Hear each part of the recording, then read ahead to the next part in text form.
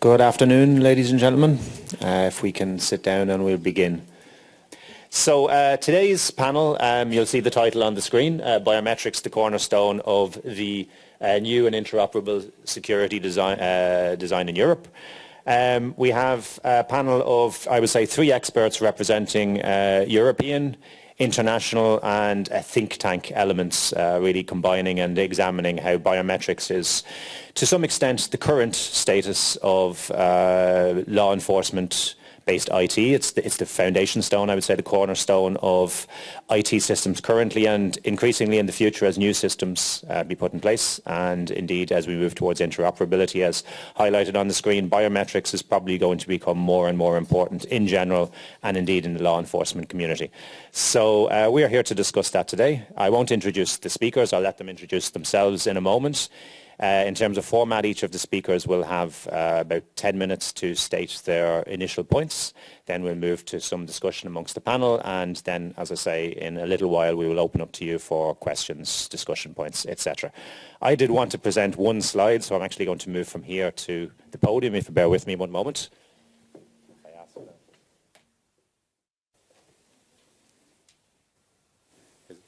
Excellent.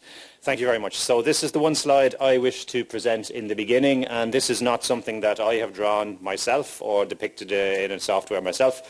This is actually the future vision for IT systems in Europe as depicted by the European Commission. The European Commission are not here today, as you can see, so it's my place to step into their shoes momentarily at least. This comes from the recent proposals on interoperability from the European Commission. They were published publicly indeed in December of last year. And it proposes a number of components, interoperability components in this proposal, and several of those are mentioned on screen here. So the concepts of the European Search Portal, the Common Identity Repository, the Multiple Identity Detector, and the Shared BMS. These are the four components that you can see on the screen. What this slide does is it highlights, first of all, the systems that are existing today. Amongst those we have VIS, Eurodac and SIS. They are the 3 systems hosted and managed by EULISA, the agency that I come from.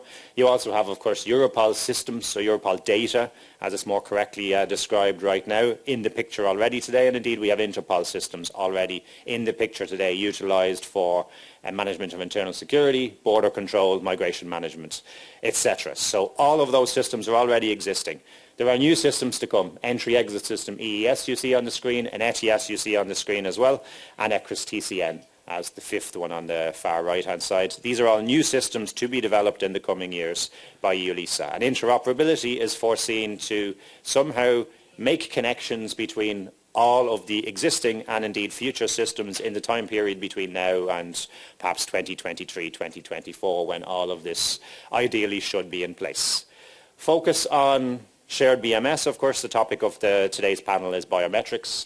Shared BMS is the biometric engine that's foreseen to drive biometric queries for all of the current systems. But when I say all of the current systems, I mean all of the current EULISA systems. So the 5 on the right-hand side that are bridged on the Common Identity Repository, plus the Schengen Information System as the 6th system bridged by the Shared BMS. Europol data and Interpol systems are connected at the top to the European Search Portal, but not necessarily at the bottom in the biometric elements at least. So the biographic interoperability is facilitated with these, the biometric less so. So that's one of the topics we're going to look at a little bit more in detail today. Perhaps should the Interpol and Europol data systems, biometric data, be somehow made to fit alongside the shared BMS. And if we do agree that this should happen, how would we best go about it? So we'd like to look at that.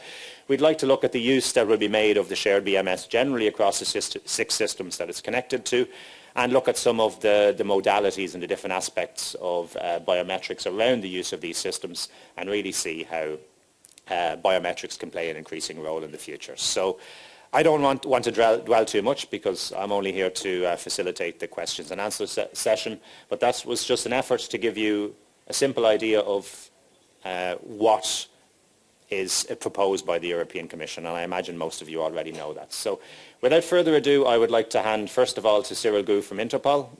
Cyril he's Assistant Director of the Forensics Department at Interpol. And he's going to describe for you a little bit about what Interpol is, just to get everybody straight on that, and then move on to a little bit of emphasis on how Interpol works and where biometrics play a role in the work that they do. And after Cyril, I'll turn to the other panelists to, likewise for Europol, find out a little bit of the status quo, where are Europol active today, particularly in the field of biometrics, and then to Raphael to really give us the first viewpoint on what he sees are the current trends, what's happening with biometrics right now in the European scene, in the international scene, and move beyond. But first of all, Cyril, please go ahead. Oops, first one. Okay. Thank you, Cyril. So Cyril goes, that's my name, pardon. I would have begun naturally in German, but I will try to do it in English also. So thank you for the invitation and for giving me the opportunity to present Interpol capacities and what we do provide to our 192 member countries, and what we do provide all around the world to tackle the crime, and to be able to provide to our law enforcement agency, to the whole international organization, in a way to combat crime. You will see all around my presentation the importance of the biometrics.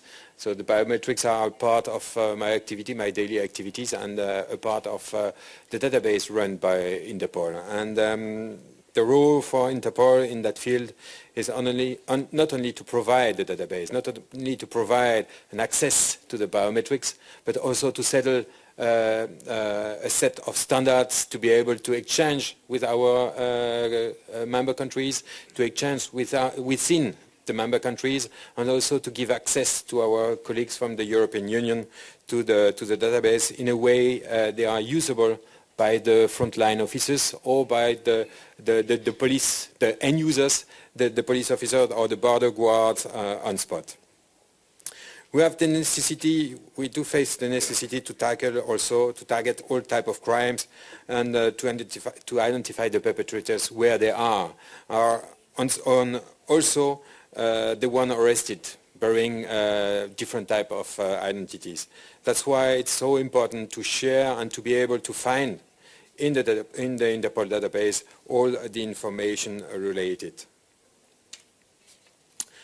As you can see here, with these 192 countries, Interpol provide a global structure, provide the facility for all the police over the world to access directly a global central repository with information accessible around the world, 24 hours a day and 7 days a week. So this IPSG also provide all its member countries a secure network and all information encrypted to be able to provide this information uncompromised. Another important topic is that this information stays the ownership of the one who provides the information.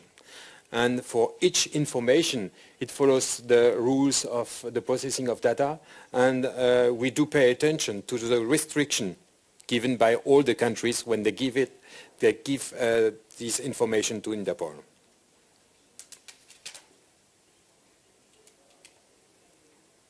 That's the secure network once again, and that's all the information exchange. To exchange this information, the purpose is that the police services have access directly, and not only through their all national central bureau, but directly to the information itself. That means at the airport, when you do control travel document, when you do control identity, the frontline officers have direct access to the SLTD database, for example, stolen and lost travel document. They do have access to the nominal database. They do have access potentially also to all the biometric database. Could it be the fingerprint? Could it be in a short term to the facial recognition?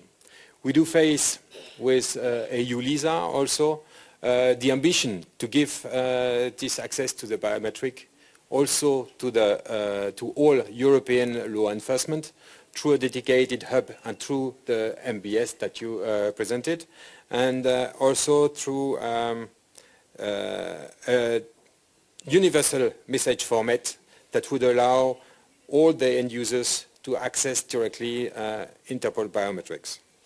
Interpol so to provide three main global programs, as you can see, and to focus its strengths and to focus its capacity and on the major crime scene and the major type of crime that every country faces, so cybercrime, counterterrorism, and organized and emerging crime. And to prevent and disrupt terrorist activity through the identification of the member of terrorist network and their affiliates, we do provide funding mechanism, we do provide ability to travel, and prevent ability to travel, to traffic weapons and to use cyberspace. And therefore, this capacity can be achieved through the access of Interpol databases. As you see, they are quite numerous, 17, and quite a lot dedicated to the biometrics. As I mentioned already, we have a DNA database with 180,000 information profiles inserted, mainly for research or search targeted, search people. We do have also a fingerprint databases with also 180,000 individuals enlisted in the database, and with the same focus on the search person.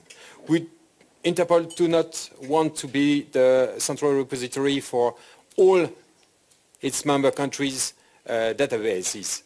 It's mainly targeted on international crime, on perpetrators that are able to travel, or on such persons, such perpetrators, or also crime scenes that are retrieved from the different crime scenes all over the world. As you can see, with its 81 million records, it provides all the services with a huge benefit and a huge potential of investigation.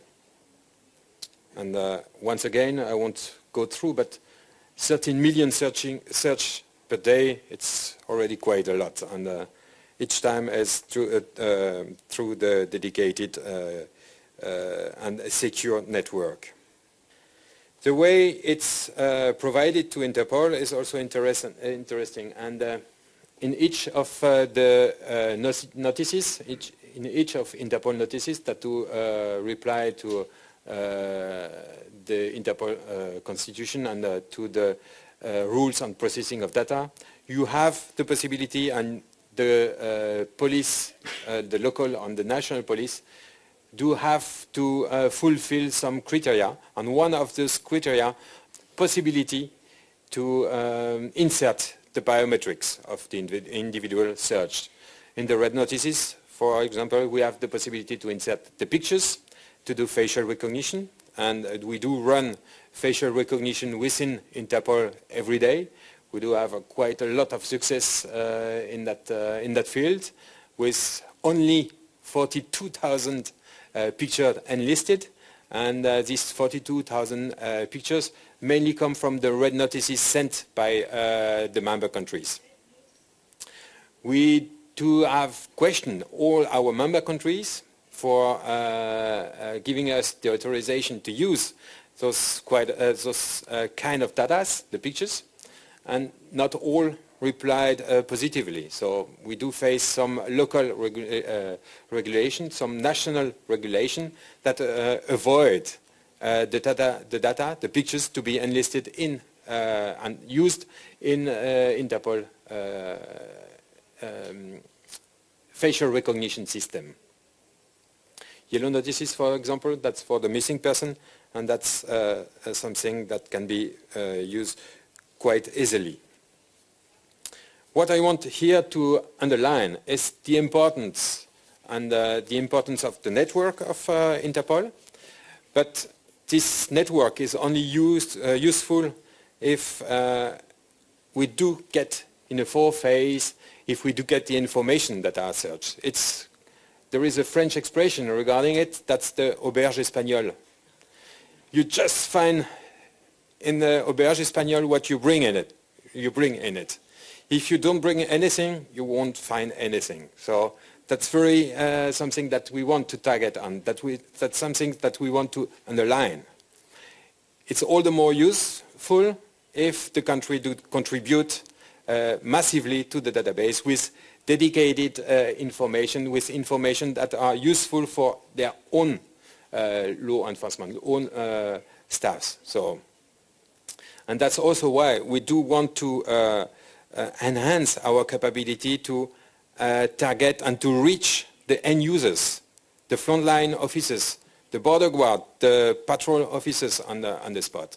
And that's why we are working so intensively also with EU-LISA to provide this capability, to be able to transfer or to translate all the forms that are in use in the countries to target directly without retranscripting it, without having to reply it or to rewrite it to access Interpol database. I think I'm at the 10 minutes. If you have questions right now or after, I will be more than happy to reply or to answer. Thank you, Cyril. If I could, before you sit down, just address one question for maybe clarification from me, and I guess it's possibly useful for the audience later when they're considering questions and the general discussion session. You've spoken a lot about the databases that you have and the databases that you provide, the notices, etc., and where biometrics fit in within those. But in Interpol's role in terms of biometrics, are you actually interoperating those databases with databases administered by other parties, whether they be at regional level, at international level, or do you see it more as you're facilitating national interoperability between different member countries? So right now, our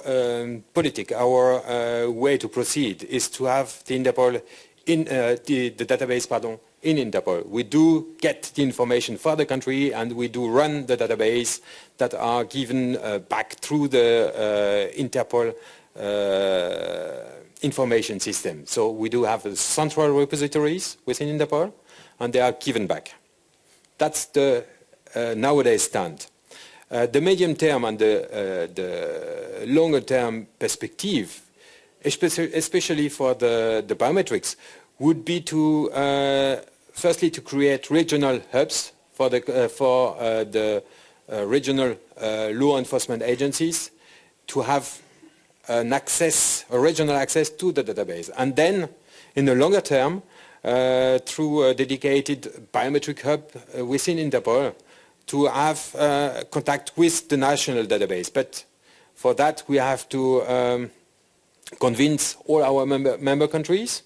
We have to have the endorsement of this new policy from the General Assembly, from the Executive Committee of Interpol, and then we would provide all the countries with their own information, dedicated, anonymous, on a hit-no-hit basis, as we can see it right now for PRUM, but with their own regulation, restriction, and respect of processing of data through this Interpol hub. So that will be for the future, say 5, 6, 7 years, who knows.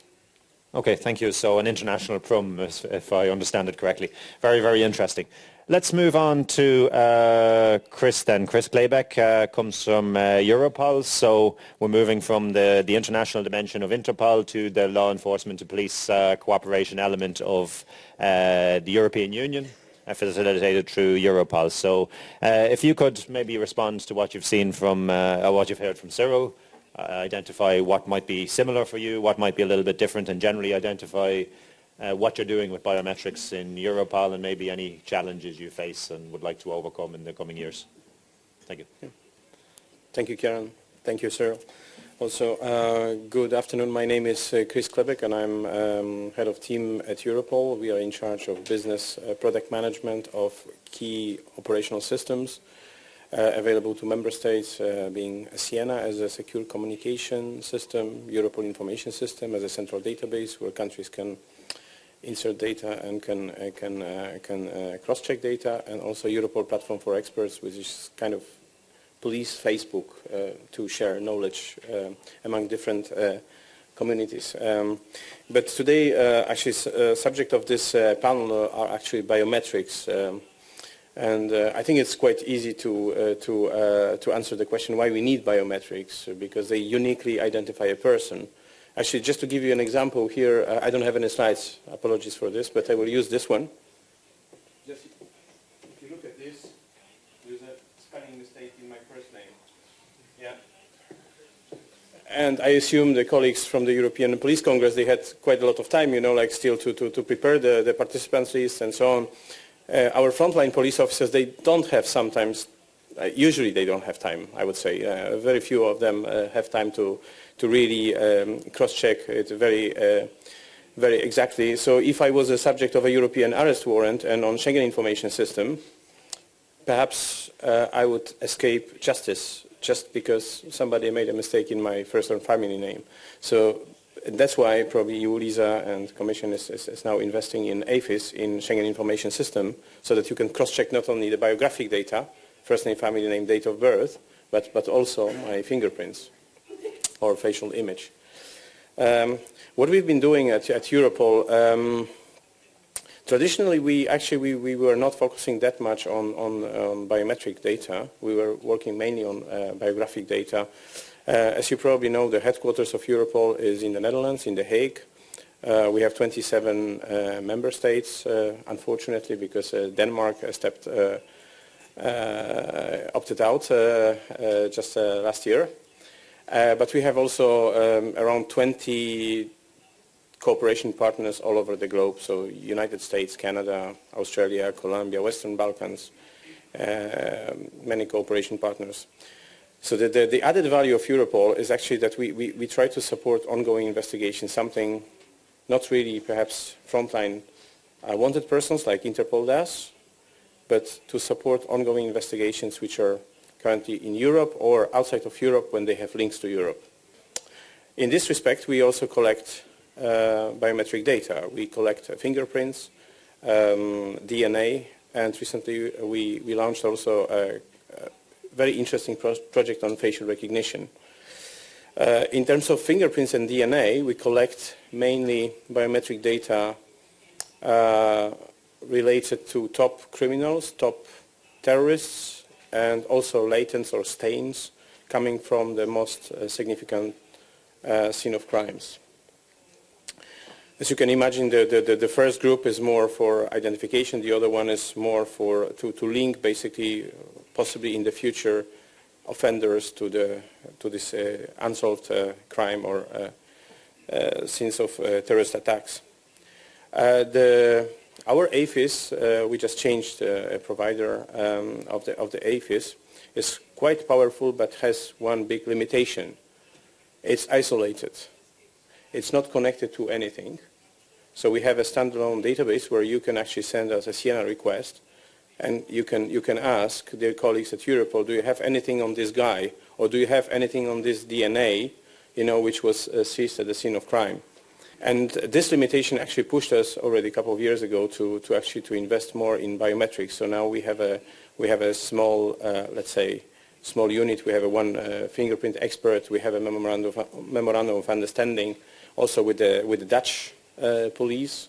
So if we need more capacity, we can always count on our friends from the Dutch police. They are coming to Europol and they can basically look at the fingerprints, because as you know, the technology can give you only candidates, and then it has to be verified still by a qualified expert. And this limitation actually, which I mentioned that it's not connected, actually pushed us to do certain things. Kieran already mentioned this interoperability initiative, which is being heavily debated currently in Brussels. And we strongly support the idea of linking the databases and the idea of having easier access for law enforcement to non-law enforcement databases. Just to put you in a perspective, Schengen information system, for instance, is available practically to all law enforcement in Europe. However, visa information system or Eurodac, which stores, actually can I open your slide if you don't mind? It's perhaps easier to talk about it. Can I have the slide, please? I will be standing here. Ah, it's working, even the laser. So as you can see, the landscape is actually quite complex.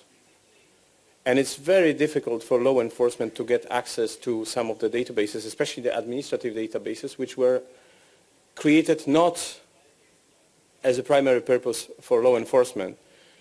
Because Schengen Information System, you could consider as a law enforcement / judicial to compensate lack of borders. Let's say, I mean, they are borders, but there are no border guards anymore and no controls. So this is easy basically to give access to. The same applies for Interpol. Interpol from the very beginning is let's say, law enforcement. But when we are talking about, for instance, visa information system, it's very difficult for a police officer, even if he is running judicial investigation under the supervision of a prosecutor, to get fingerprints cross-checked against the visa applications of a third country nationals. Even harder is to get access actually to Eurodac system. Eurodac is containing asylum seekers and illegal immigrants. And in the future we'll have also entry-exit system. ETIAS will have no biometric data. You can see there is no link here. And also ECRIS, European Crime Record Information System or Index System for third country nationals. What is not depicted on this diagram is actually PRIM. It was already mentioned by Cyril. Actually, probably PRIM is the biggest system containing biometric data, I would argue. For those who are not really familiar, 12 years ago, there was or even more, there was a treaty of PRIM signed between a couple of Benelux countries and Germany, and then it grew, and it was converted into, let's say, council decision on PRIM. So basically the idea is that every member state in Europe, or every law enforcement in a member state, is able to cross-check fingerprints or DNA of all other countries. So the system is really very good because it's meant to expose 100% of fingerprints stored by law enforcement and 100% of DNA. It's not a subset like in case of Interpol or in case of Europol, even more, because our subset is even smaller. The problem is that it's very slow because you can, first of all, not everybody connected to it. We have around 22 countries which are connected in various variations. So what it means that I implemented, I might have a connection with one country, or I might have connection with the 26 countries. Yeah, so we consider rather the second one as the implementation of PRIM. But then once I know that somebody has fingerprints which correspond to, let's say, fingerprints from a scene of murder in my country, I see that there is something in Italy, but then I have to engage in a follow-up procedure. And this is sometimes cumbersome because every country is using, let's say, different approaches. For some countries, you have to send a judicial request, mutual legal assistance, for instance, which has to go via judicially. In other countries, this is regulated by the police, so it's quicker. But in this respect, we also play a role. We have a PRIM help desk at Europol, where we support member states in implementing this decentralized system. And plus, we also offer as a package the follow-up channel, which is our Siena communication tool.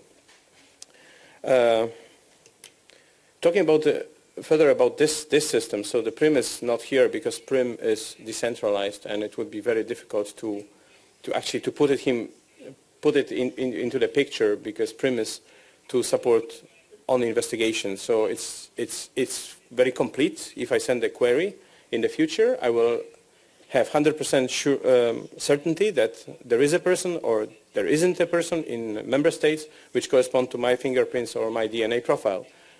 However, it's very slow because it's decentralized. You cannot get the data directly, so you have to ask. From the centralized system, the centralized system have a big advantage that actually you can get the data immediately.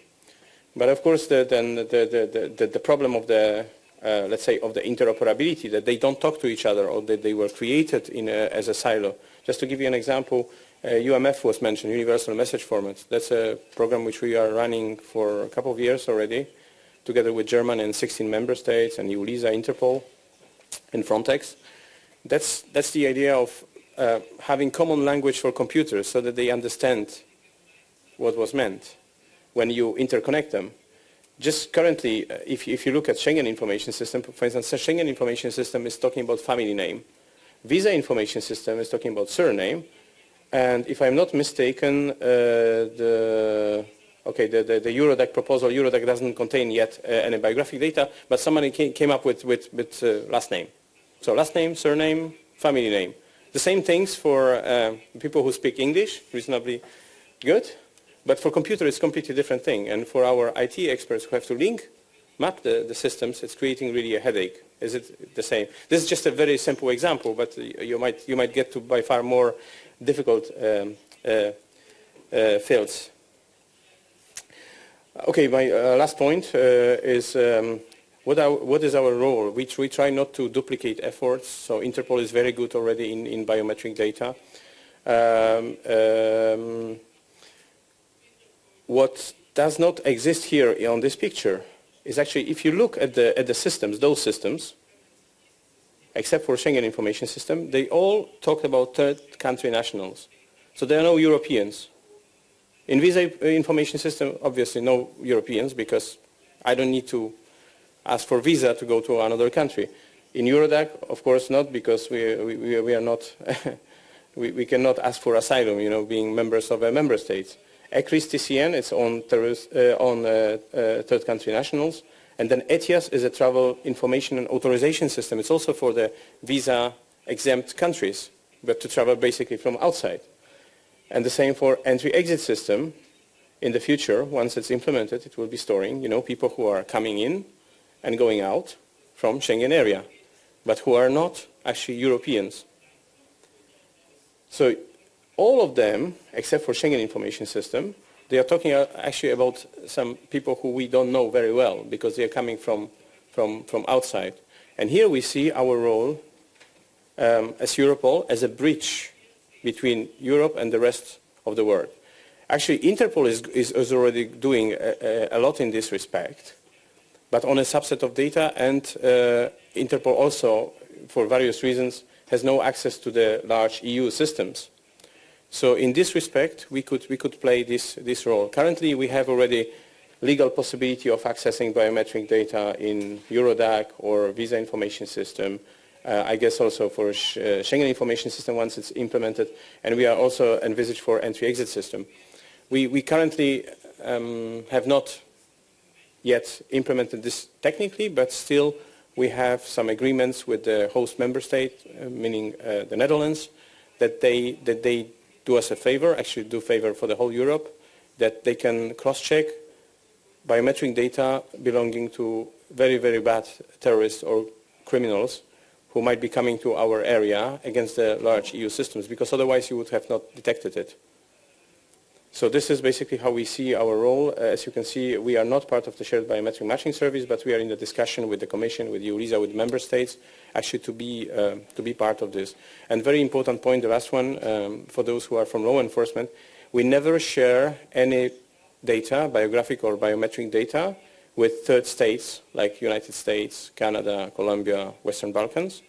We only send info related to HIT to a member state.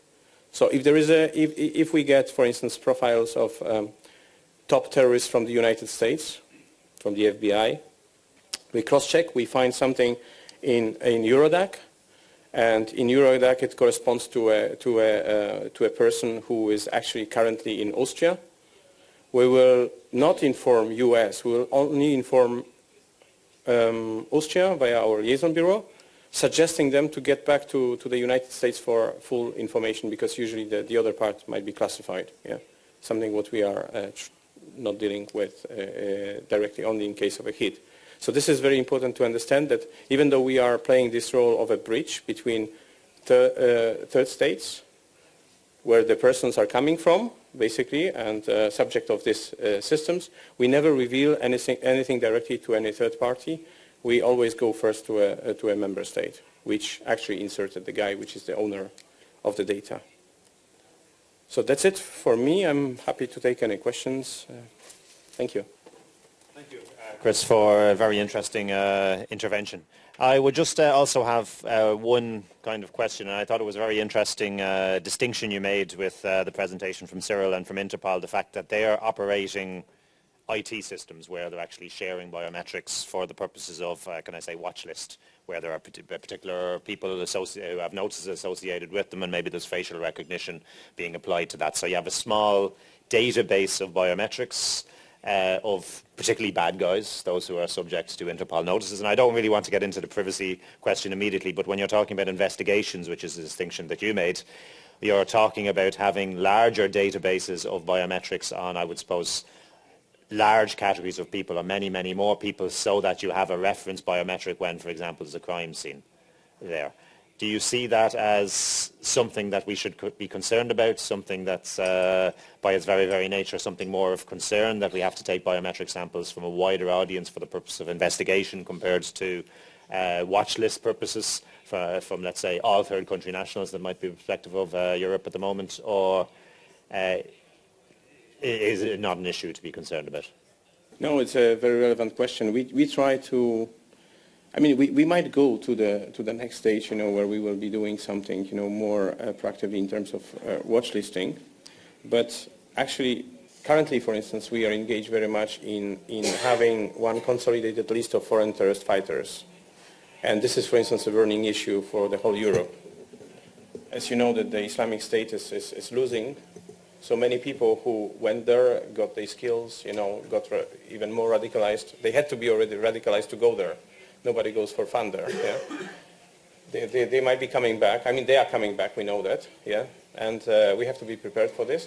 And there we have specific projects, for instance, where we try to compile a comprehensive list of foreign terrorist fighters with biographic data, and if available, also with the biometric data. Actually, biometric data is giving you by far more chances of having high quality, I mean, the real positives, and not only false positives. So we try to target more the priorities, current priorities, the same as about the people smuggling, rather than go like horizontally, like is done by Interpol. We try to always avoid this.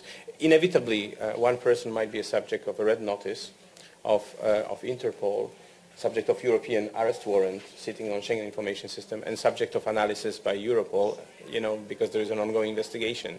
So we will never avoid this situation that, that there is a, but usually this copying of data, which is of data protection concern, is actually not that big concern, because we are not talking about innocent people. We are talking about really very bad guys. So it's actually, it's better to have more eyes on the targets than so there is no duplication from this perspective. Okay, thank you. And I think you've made a case there for interoperability between these databases immediately to, should we say, ensure cohesive identity across the databases. But maybe we come to that in a little while. Let's give the words to our final panelist. I'm delighted to have Dr. Raphael Bossong. We can have all the practitioners here speaking at the table, saying what we do and what we would like to do in the future. But sometimes it's great to have a little bit of further insight about commentary, should we say, on what we're doing and whether it's positive, negative, or I suppose in many, many cases a little bit of both. So it's great to have Dr. Bossong here. He's from the German Institute for International and Security Affairs. So that's a think tank, he tells me. So classically commenting on what we're doing, and as I say, criticizing when we perhaps get it wrong and complimenting when we do something a little bit more positive. So delighted to hear what you're going to say about what we're doing right now today. Please go ahead. No, I'm scared, but okay. Well, thanks for having me, and I hope I can fill the shoes of those who unfortunately couldn't be for this panel here. So I was asked to talk a bit about the trends in biometrics. That was your question to me. I'll say something general about this, also on the political level, on the global level, and then I'll say something, and I have one slide only for a brief illustration as well, on the European level. So first of all, to take up Christoph's point, I mean, there is no doubt, even before we talk about interoperability, that there is a global push to really use a lot more biometrics, and the foreign terrorist fighter agenda really is absolutely crucial to that. And if you haven't noticed, at the end of last year, 21st of December, there was a UN Security Council resolution which obliges, or actually calls on all UN member states to introduce biometric watch lists. Well, I mean, UN Security Council resolutions are not always in every detail heeded, but this is actually a quite important development, controversially, but also positive in the sense that it might lead to some more standardization. So if, as in previous UN Security Council resolution that gave rise to the financial sanctioning regime of terrorism, this is going to be built upon, then I think we're going to see a much more global rollout of these biometric watch lists. And the US obviously has been always at the forefront of this. Europe is somewhat behind, and then there are other countries who are definitely a lot further behind. But we also heard from Interpol they're getting some assistance. The second general point I wanted to say, trends in biometrics. Well, and here again, I'm not deliberately talking about the EU, but other countries, other areas of the world. And here a little bit of the critical point comes out in the sense of, obviously, maybe if you have been exposed to some critical debates about biometrics in the past, I think it's time and important to reflect how this critical debate about biometrics is moving. At least in Europe, historically there was a critical debate from the outside that biometrics, well, is actually a crime-fighting tool. Yes, you fingerprint criminals, and then you're making all sorts of other categories of travelers or asylum seekers do the same thing, give their fingerprints, and so implicitly you're kind of associating with them with some kind of criminal activity. I mean, I'm just repeating a debate that's been going on 10 years ago or something of the kind. And that people are actually feeling humiliated sometimes by these procedures. And you have these cases, for example, for lots of different motivations, where asylum seekers would burn their fingertips or would refuse to give fingerprints and so on and so forth. Well, this is not all completely gone, but I think the debate has moved on to a certain extent. On the one hand, there has been a relatively detailed regulation of what is appropriate, how much force you can use to take fingerprints. But I think on a much bigger social sense, we've become all used to biometrics. We all use biometrics with phones and all sorts of everyday life technologies. And so in that sense, this supposed association is gone. And so you could say, well, fine, great, then we can move on. Yes, but, and this is my but, and this doesn't apply to the EU, there is a new debate. And the new debate is, well, how many biometrics do you integrate together? How much automated pattern recognition do you use? How much do you believe in it? And how much do you use biometrics to build a really full, comprehensive surveillance picture of a person? So to give the example, which is often cited in the media now, and we're not by no means near like that in Europe, is the Chinese state's use of biometrics, where there is supposed to be everyday life facial recognition, a linkage of those things with online behavior, offline behavior, and so forth. Again, I said once more, it's not where Europe is. It really isn't. But the question I think we have to look at, if we discuss it critically, is much more not the fingerprinting, but it's more how many biometrics, and biometrics at a distance sometimes. I know this, where people are not aware that the biometrics are taken. Do we collect? How do we collect them together? And how much automated data analysis do we allow these kind of things? And I think that's the debate we're going to have for the next 10 years, certainly, too. But as I said, this is just a general trend in biometrics, and I think here we are on a European panel, and I think there is many more immediate pressures and trends that also require a lot of work at the European level. So take the other stuff as a background. 2 points. The first point for Europe is that I think, as we already heard a little bit about the interoperability agenda, the interest really is to go a lot from one-on-one verification or one use of biometric data to a wider use of biometric data also for identification, for looking for missing persons or for dangerous persons and so on and so forth. And I think it's in principle perfectly legitimate, and there is also a good a mechanism that has been referred to, the hit-no-hit system from the PRIM, so you don't get immediate access, but only if you really have a probable hit. I think that is also a welcome in-between step, but I would only say here, the hit-no-hit system, as welcome as it is, cannot be the only answer. Because not every policeman at every level or every border guard is as qualified or as trained or authorized to use, I mean, of course there are safeguards what you can then fully access, but how to deal with different kinds of hits. I mean, we heard that, in Europol you still have a human dactyloscopic expert who then looks at certain things, and I think that's perfectly reasonable and the right way to go. And so I would just say that if we go in the much further direction, that we allow a lot more different police and other border guards, security authorities, this hit-no-hit system, we also need corresponding parallel training what to do with those hits when you have them and how valid they are and how to deal with them. So hit-no-hit, but plus, and that is then the kind of justification for expanding the use of data. My last point is this slide is a bit too complicated for my own research, but the point, what I wanted to show you here is basically we heard biometrics as a keystone for interoperability, and it is a bit technical for those who don't work on it all the time to keep a track of all the different databases that they are. But what you may read from this is that only the dark green slots are actually fully biometric databases. The light green are partly biometric databases. And also the interoperability is only partly biometric, and you see a lot of white still on the table. So that means just as much as you can improve biometric use and have a lot of agenda on biometric interoperability, there just as much remains an agenda to work on alphanumeric data to get this right and to have that kind of interoperability just as effective. So no, without trying to push biometrics aside, I think it would be a mistake to just think about biometrics as the one key to allow us this kind of coherent information infrastructure for European internal security that I think is the agenda for the next couple of years. Thank you.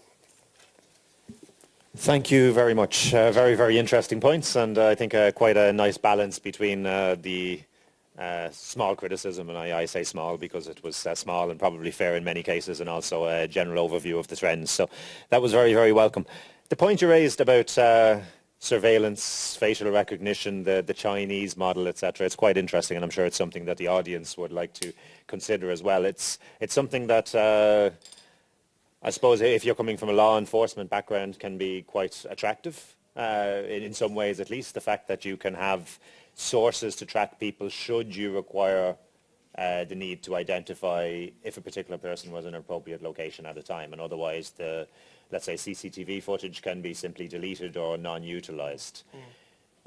Personally, do you think we should be looking more towards extended capabilities in facial recognition, or are we already at the point where you'd like to say, stop, we have enough? All right, well, you're asking a German, and Germany has a particular sensitive debate on this.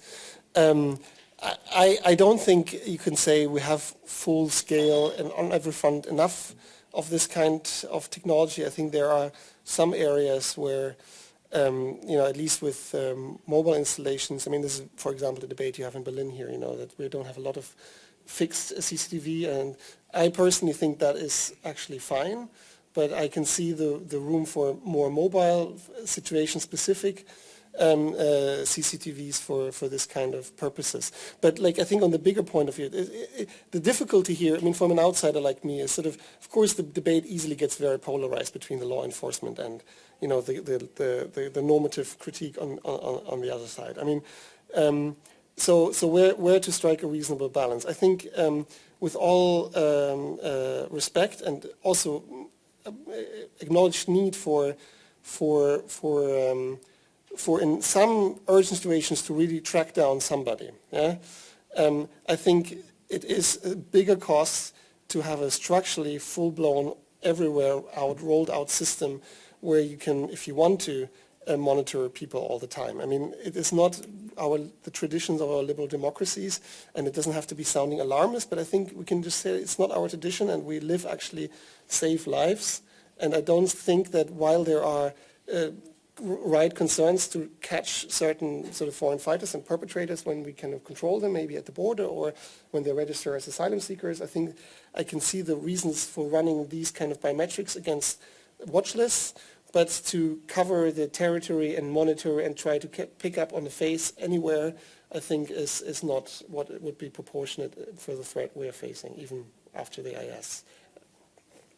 Yes, thank you. I'd like to, while we're on the topic of modalities, fingerprint, face, etc., maybe look to the Interpol and Europol perspectives on this. So maybe, Cyril, first of all, Interpol. I would imagine that with the watch list that you have, the notices, etc., facial image recognition is very much an attractive modality. Is that somewhere you're working already, or are you still more in the traditional fingerprint domain? No, we already developed the facial recognition system. So it's operative till the beginning of 2017, and we are already facing good results with this kind of system, and we are using it, as said, with the images that are sent to us. To run a system, it's always the same thing. You have to set the standards, you have to have the system, you have to set the standards, and to have the database, you have to set the quality controls. And when you are running such a system, and that's the same thing for the border control or whatever control is it, you have to have good quality images. You won't have any result with poor quality, with images with only a few pixels between the eyes to make the recognition. If you run a system for example, facial recognition, you can have facial recognition used for whatever control in a one-to-one basis. You have all the biometrics well inserted in the major travel documents, in the major identity documents. And we have now the capacity to retrieve the biometric from this kind of identity documents. And then to compare them with the picture taken at the booth or during the control. That's the one-to-one. And for that purpose, you don't need that much of an expert. It can be run on the spot, and it's very effective. That's one system that we can focus on. But then, for each control made, you have the capacity, or you could have the wish to make the one-to-N control, and against the watch list that you have stored, or the watch list of the FTF, the foreign terrorist fighters, and then it's another issue. You have to run it appropriately, quickly, because if you are in a long list of waiting travelers, you don't want to be slowed by the control. And then it's another game, or it's another topic, but still we have to run it with quality control, with the appropriate quality of images. So for the CCTV, for example, to my own opinion, it's not the one of Interpol, and it's just my one, to precise, the technology has not that matter. So it's still ongoing, it's still developing very well. 2 years ago it wasn't matter at all, but now it becomes to be more and more precise. But once again, it's an expert task, and we do use in Interpol the FISWIG standard, the facial identification system working group and standard, and to run that, so it has to be very precise, and it's something that can be done just like that. So it's no, it's as precise, or it has to be as precise as it is done for the fingerprint, but it's a tough job. Thank you. If I allow myself a comment, it's quite interesting what you say there between the travel element and the sources coming from the documents or persons traveling, and then comparing against, for example, a watch list of travelers associated with notices, for example. That's very much in line with what's anticipated for the future of biometrics in Europe, with, for example, checks against watch lists in terms of entry-exit system, VIS, etc. So it's kind of following in the European context what you're speaking about already. Indeed, first line, second line as the next division. In terms of investigations, I guess it might be a little bit different, but maybe you can tell us if face is as interesting to you. Absolutely, and that's a very good bridge actually. That if we are talking about the border control, we expect very high quality, as Cyril already mentioned. We have a big flow of people coming. Basically, you know, like we have no time. The border guards, Bundespolizei, cannot really spend too much time on really assessing is it possible or not. So we have to have indeed very high quality. However, when we are talking about the supporting ongoing investigations, we have, let's say, more time and more possibilities for this and more experts at the disposal. So for when it comes to supporting operational activities or investigations, then basically at Europol we accept any type of quality images, fingerprints or fingerprints. For obvious reason, basically it's not really taken, you know, in laboratory conditions, but very often we get pictures from CCTV cameras, from some smartphones of people, or from social media, for instance. In terms of foreign terrorist fighters, we created 2 years ago a unit called Internet Referral Unit, which is making a very unique job and taking Europol actually from, let's say, supporting investigations to also preventing crime, preventing actually spreading hatred and propaganda. And this unit, the task is basically to identify the social media or the websites which are spreading, let's say, sorry? Propaganda, exactly. Exactly, the propaganda. And there we don't have always a very high quality, and we have to cope with this. And for this purpose, we also started a very, I actually forgotten to say that we have a very innovative pilot on facial recognition, actually, which is kind of, at least what our technical people say, is completely different from what is currently being made available on the market. We don't want to say that we found the golden bullet, but actually the results are amazing. Basically, like you can find you can match a picture of somebody low quality 20 years later, when or 30 years, like when our features are basically changing. They're working also on capturing now videos from this. But what is also very important when you are supporting ongoing investigations, then you don't only look like for watchlisting purposes for one thing, but you try to combine the data. So you might have a really fraction of fingerprint or very bad quality picture, which is telling that, this might be the person. But then if you combine, I don't know, geolocation data, biographic data, or phone calls, done in the area, you can come to a pretty safe conclusion that this is the person, even though the quality of the picture was very bad. But for this, you have to have experts. You have to have more time, basically, and it's not possible really for the watch listing. That's why we try to complement our efforts. Thank you very much. I see that we're getting quite discursive, and Dr. Bessong had just said to me, can I ask a question in response? Okay, so please go ahead. I don't want to take away from the floor. Very briefly, I mentioned different forms of biometrics also at distance. Is Europol or Interpol also working with voice biometrics? Yeah.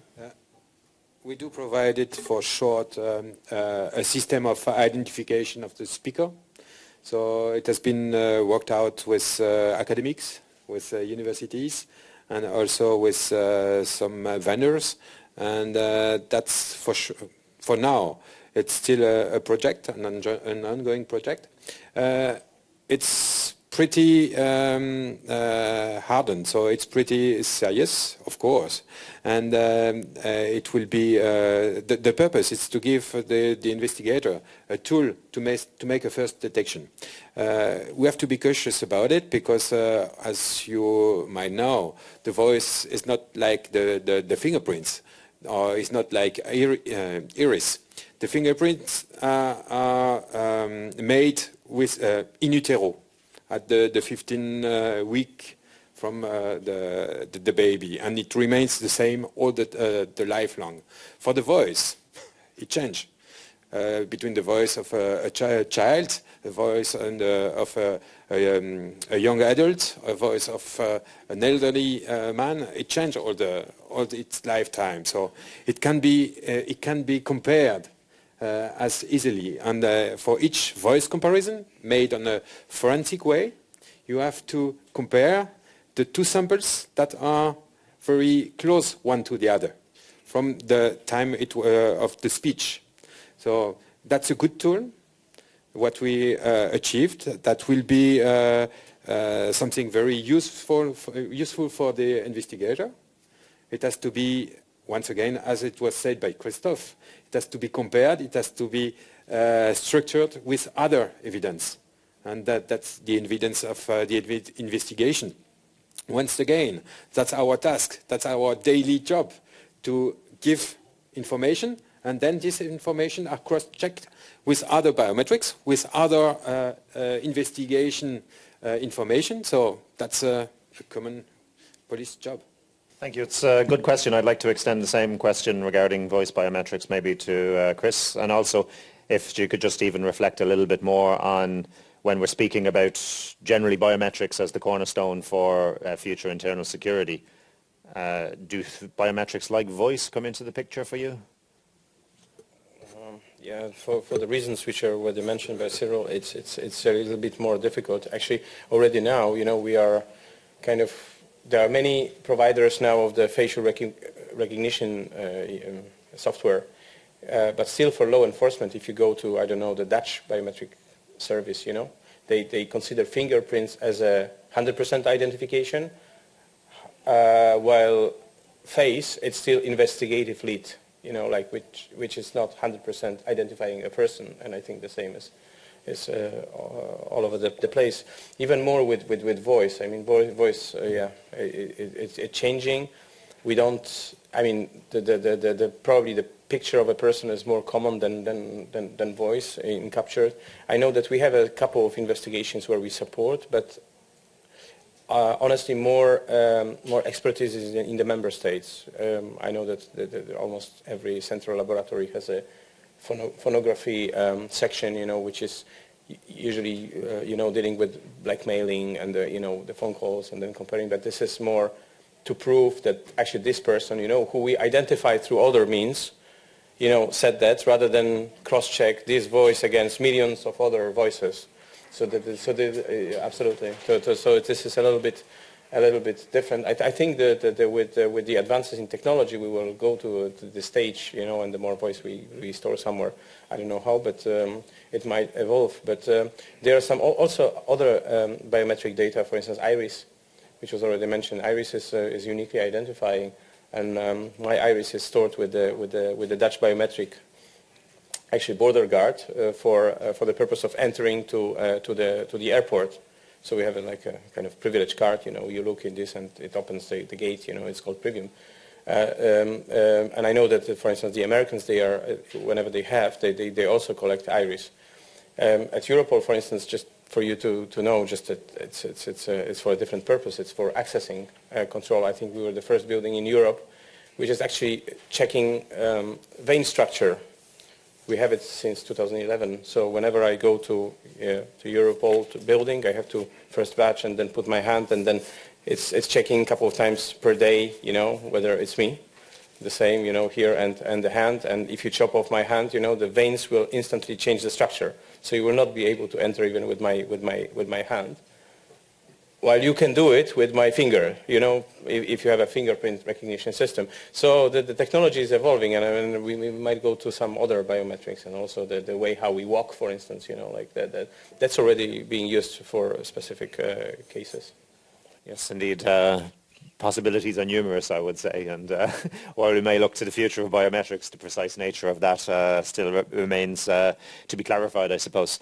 I'm going to go to the audience in a couple of moments, so please be preparing some questions if you have anything in the back of your mind. But I'd like to reflect with the panel just on one more further aspect before we go to audience questions.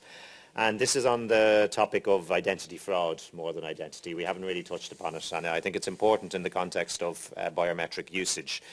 So you mentioned that biometric, we cannot forget about the biographics, and in fact biographics are probably more used in the nice picture that you showed. For example, the European Search Portal is interacting with Europol data, it's interacting with Interpol data, whereas the biometric elements in those databases are not connected in the interoperability architecture. Now, one of the main purposes, I would say, of biometric interoperability at the EU level is to combat identity fraud. And the concept that The biometric sample is reliant upon the biographics that are underneath that. So if the name of the person that's associated with those biometrics is incorrect, you can make incorrect conclusions. And I think that's clear. Whereas when you make the systems interoperable and, for example, you identify that the same biometrics are associated with 3 different names, you typically have a case of identity fraud. Okay, you can have spelling mistakes, etc., you alluded to, but typically you can detect identity fraud. This is not going to be the case when we don't have Interpol and Europol data interacting in this shared BMS. Do you feel this is something that should change? Are we missing, is this important? Is identity fraud something we should be looking to combat? And are we missing an opportunity by not having the databases on board? Perhaps you would like to comment on this first, Dr. I think in principle for probably 99% of cases of identity fraud, it is helpful. I mean, this is what the standard argument for more biometrics is, that you can pick out on sort of alternative identities. There's also the reform we had in Germany here with the registration system and so on and so forth. So it certainly, for most cases, helps. My critique would only be the more we use biometrics and the technology does get better, the more we also have to be aware that while it helps maybe, in, I don't get my percentage now, but in most cases, to correctly kind of find the right lead identity, it can still go wrong, and we have to be aware of that it can still go wrong, and that sometimes biometric data is mismatched as well. And I was myself in a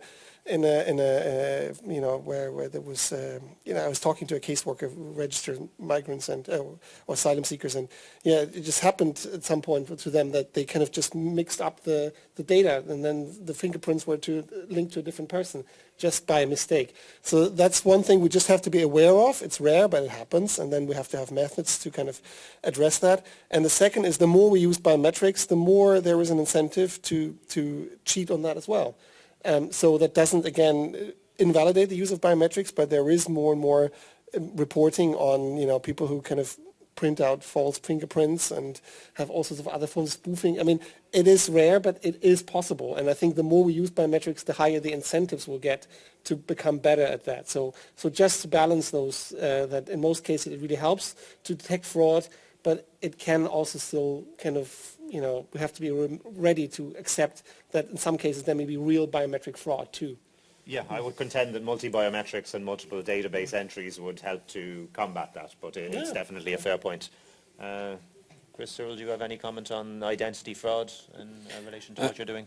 The main issue with the identity fraud would be, on my point, it's not that much the biometric. When you insert the biometric into the document, it's the issuance of false document at the beginning, the issuance of a false birth certificate that helps to build you a new identity.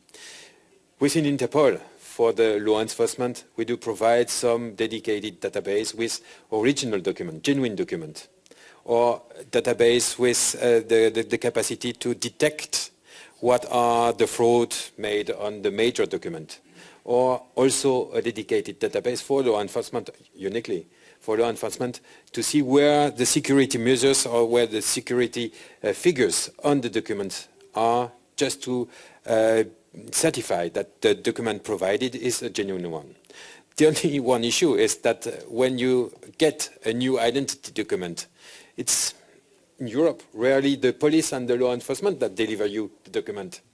That's the local administration, and they do not have access to the tools provided broadly for the law enforcement. So I think I see the weak point at this stage and not at the stage of the biometric control.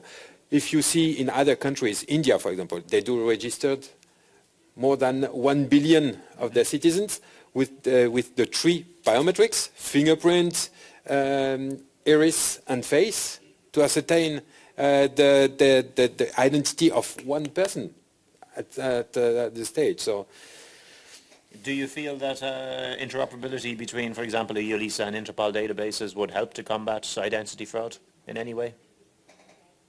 Anyway, it will help the law enforcement. It will help the colleagues on the spot to make the control and to determine perhaps not the identity of the guy coming, because 98% of the case it won't be somebody that we have enlisted. But for the one we are searching, of course, yeah, that will help. Thank you. Chris?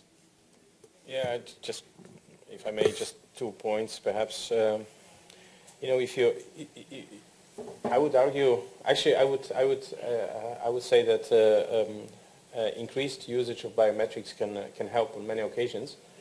First of all, to cover some security gaps. Currently, for instance, one person might be subject of European arrest warrant in Europe. Yeah, I'm Chris Klebeck, I'm wanted for murder in Europe, and I escape out of Schengen. And then year after, and there are no fingerprints currently in SIS, for instance, but they will be, I'm coming back, and I'm introducing myself as George Bush from the United States, and I'm asking for visa in an Irish consulate in Washington. And I'm leaving my fingerprints, and I'm coming to Europe. And nobody knows that actually that there is a match between, because the systems are not connected, or one system has biographic data, another has biometric data. Or even if they had biometric data in the future, like with AFIS in SIS, still, if they don't talk to each other, the systems, then it's a big security gap. On the other hand, I would argue that actually, if there is another Chris Klebeck with the same date of birth as me in Schengen information system for, I don't know, discrete check or a European arrest warrant or subject of a red notice, then basically whenever I cross a border, I'm stopped by the police, I would be annoyed very much. You know, like they would check me because, you know, his first name, family name, date of birth are matching. But if I could leave once my fingerprints and they would establish that, okay, these fingerprints are of innocent person, it helps data protection very much. So it's, you know, you do it once, and then it's actually with the links which are proposed by the Commission in EURISA in the interoperability proposal, then basically the situation is only once. Then it's for sure that, you know, my identity was stolen, I mean, or is being misused by somebody else, you know, who is introducing himself as me, for instance. So the 2 points, it's helping security, but it's also helping actually the data protection or privacy of the citizen. And indeed, yes, that's one of the main reasons behind the multiple identity detector. You alluded to it, but I was about to say the same thing, to store knowledge on links, to say it is the same person or it isn't the same person, to ensure that there's not the bothering of people when they've been stopped once and their particular status has been elucidated, and indeed biometrics helps to ensure that the links are accurate. So as flagged, I'd like to open up to the audience. I see at least 2 hands, so let's go to the front here, please. I should perhaps use a microphone for the translator? I have one here, in fact. Okay, so I'm Hartmut Aden from the Berlin School of Economics and Law. And so I see the advantages of interoperability also for biometric data, but I also see, let's say, the challenges that may increase, also related to what Referral mentioned. And I think this is mainly related to the quality management. So if there is an error in one of the databases, interoperability means that the same error will be in all the others. The data may be wrong. There may be these cases where fingerprints have been confounded, or data may also be outdated. This is probably a big problem for police databases. So my question is, what are you doing about that in order to assure data quality, what is quite important as well for data protection, but also for the quality of police work, because no police agency wants to work with outdated data. So what you are doing about that, and then specifically to Interpol. So in Europe we have all this framework, let's say, that is very much rule of law oriented, but with Interpol we still have the problem with member states that tend to abuse Interpol. So in last year we have again had this case with a writer living here in Germany, and he was on holiday in Spain, and then he was arrested due to red notice issued by Turkey, and the poor guy had to spend several months in a Spanish jail because of that, and then even more time in Spain. So what are you doing for quality management for these kinds of cases? Okay, thank you. So perhaps I look to my left first on the question regarding data quality, and perhaps how biometrics comes into that. Chris, please. Yeah, thank you. Very, very relevant question. We have 2 frameworks at Europol. or two databases. One is managed directly by the member states, and another one is actually on behalf of member states but managed here. We call it analysis system, and the other one is information system. What is very common for them, we have a very strict data protection rules, which stipulate that whenever we first of all, we have to do a periodic review of data, whether it's not outdated, whether it's not of bad quality, for instance. And we do it. Our analysts are doing it periodically. The same for member states. Then there are also some automated controls that, for instance, I don't know, you cannot put on a database somebody who was born in 18th century. Yeah, obviously it's a mistake. So the system is actually flagging this and doesn't allow you to enter. Another is, for instance, if the person is too young, actually, because we can we have let's say an agreed standard that to be a serious criminal, you have to be at least 15 years old, at least. And 15 to 18, that has to be very well justified. So whenever there is no justification for this, then this data has to go out of the database. And also we have automated processes that, you know, if you don't take any action after 3 years, 3 years is the maximum for what you can keep the data.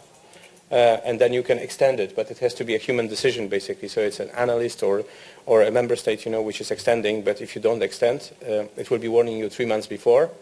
But then after 3 years, it will automatically delete. And there is basically no trace. There is only trace in the so-called audit system. But this is for different purposes, not operational purposes. It just if something wrong happened. So basically, the framework is very, I would say, very solid. Sometimes too solid. I think I'm a police officer myself, and sometimes I don't like it, but I have to do it, yeah. So that's just... So there were two questions then addressed to you. One, perhaps you can follow up in what Chris mentioned on data quality, but also the question in terms of safeguards that Interpol are implementing to guard against abuse of the notice system. Yeah, the two questions are pretty well linked. As I mentioned during my presentation, we do have a regulation and rules on processing of data within Interpol. Those rules of processing of data, they are available anyway as well as the Interpol Constitution on Interpol website, and they are visible for everybody. And those rules on processing of data are totally in line with the EU regulations. And as said, we do have the same regulation and the deletion of data and the update of data, so we can't keep the data more than it is foreseen in the RPD, so in the rules on the processing of data. And each time a data is inserted in the database, it stays the belonging of the country who issued the data. And this country has to manage it and has to provide update. That's why the Interpol provide also dedicated tools as Wisdom to manage that data on a daily basis and to be able to update each time the data in order to avoid old data to be used. That would be erroneous or that could trick the system. And what regards also this processing of data and what enhance the quality of this processing of data is that all the data stored on and mainly all the notices issued are controlled also from an external body. You have the data protection in the EU, in Interpol, that's called the CCF, the Files Control Commission. And they do have direct access to all the data, and they can assess the quality of the data each time some issue is raised by any individual. So any individual has the right just to write and to report to Interpol, to this commission, and this commission has the right on his own to access the data and to control it. So we are in line with the most severe and strong regulation in the world, and we have external body to control it. We do put in line and we do put ourselves a lot of quality management in place. That's also one of my tasks. And we just scrutinize also the open source to check all the data inserted. So I think that's quite a lot of quality management regarding the data, and to certify all the users that mainly it's in line with what is expected from our member countries and from all the organizations. Thank you. And though it's not my place to answer, if I allow myself a very, very brief comment from EULISA, because data quality, on the data quality point, it's something that we have been working very, very hard on. So I think that's just worth to flag for a couple of years now. It comes down to what Chris was mentioning, controls at the interface level, both centrally and nationally, but also feedback on statistics, reporting back to end users to ensure that where they are potentially inputting poor quality data, that they can know about it and rectify anything that's being changed, and looking a little bit more towards interoperability in biometrics. Of course, when we're linking things across databases, for example, if we have a spelling mistake associated with someone's name and we have the same biometric linking that name to another database, we can identify a spelling mistake and then take remedial actions. So interoperability and the use of biometrics improves data quality, also biographic data quality, of course, if it's implemented correctly. We did have a question here. Sebastian Söllner, Berlin Senate Chancellery. I have two questions. First, do you influence European legislation on biometrics, maybe data protection legislation? And the second question is, does the current data protection legislation on the European level help your cause? Okay, so I think I'm looking to my left here to the two colleagues on my left. You want to start? Perhaps, Chris, you can begin with those questions. Yeah, we don't influence, we comply, basically. That's the first question. Actually, since 1st of May last year, we have a new legal framework. We have a so-called new Europol regulation. And our boss in terms of data protection is now in Brussels. Before it was a joint supervisory body consisting of member states, experts in data protection coming, looking at our hands, our drawers, you know, like what we've been doing. Now it's the European Data Protection Supervisor. So we had initial contacts with them. They have to also change the mindset because usually they were checking, you know, health system, for instance, you know, or the registration of the citizens, or the I don't know, the owners of vehicles, you know, like how the data, how it was processed. Actually, law enforcement security is totally different. So they have to also adjust. But I know that they are creating also some little unit which is, you know, is more actually into law enforcement business, because it's basically not the same. It's not the same. Even this question in our legal framework, everybody can complain and can ask actually whether he or she is on our files. That's the fundamental right of every citizen when they are coming to us. We have also our internal data protection officer, around 7 people who are permanently in the building, and then European Data Protection Supervisor in Brussels coming for inspections. So it's a very, in terms of influencing, well, we try to explain always, you know, like the differences in and usually it's working. Actually, I drafted the first, under the new legal framework, first request to European Data Protection Supervisor about, because whenever we start new operation on processing personal data, or we start a new system containing personal data, now we have an obligation, so-called, to notify them, I think based on Article 39 of our regulation, European Data Protection Supervisor, and then they give opinion, or they can ask questions. So actually, I must say it was, I'm not saying it was super easy, but actually we've got a very good result. We saw that they try to understand before actually making conclusions, as it is sometimes, you know, like delete it because, you know, it's not. No, they were asking a lot of questions, and actually just 2 weeks ago we got the first positive opinion after 2.5 months for a big thing. We are just launching search system interface called Quest, where in Europol systems, where with our data for the first time we want to go to the front lines. So it's a big thing actually for us. And Quest is actually plugged into the European search portal. So it's very important also from the interoperability perspective. And our impression was actually rather, I would say, positive. There is a common understanding. But indeed, there might be something what we are not aware of, and they are still not aware of, because it's still, let's say, dating rather than rather than marriage. So the GSB had a lot of experience with law enforcement. The DPS is gaining experience. I'll be short, but okay. I mean, obviously that is the practitioner right perspective. I can only see from the outside that on the one hand, we have had a lot of data protection laws reforms in Europe, and everybody looks at the regulation now. Where for the police sector is the one which actually we don't know yet much about. I mean, there is the everyday economic data protection debate going on, and everybody looks to May, but the national policing data protection directive, sorry, I'm always kind of getting this wrong, is the one which actually hasn't been implemented in many member states, and so we have to see what's going on there. Germany has done it to a certain extent, but in many other states it still needs to be done. And then lastly, there is actually a current reform on the data protection for the EU institutions as a whole, for all of it, and this reform is actually stalled at the moment because the member states don't want anything to do with policing or justice and home affairs in it, and the parliament wants it.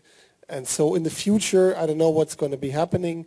It might be that there is more pressure, as good as the regime is now, to have it all integrated into one big legal instrument for all EU agencies and institutions. But it's too early to tell. It's under negotiation.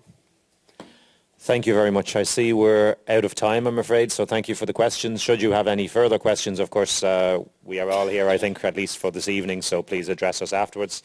I'll ask the panelists who've been very, very kind to give their opinions for one final opinion just to end up. The topic of the panel was biometrics as the cornerstone of internal security for future IT in Europe for internal security.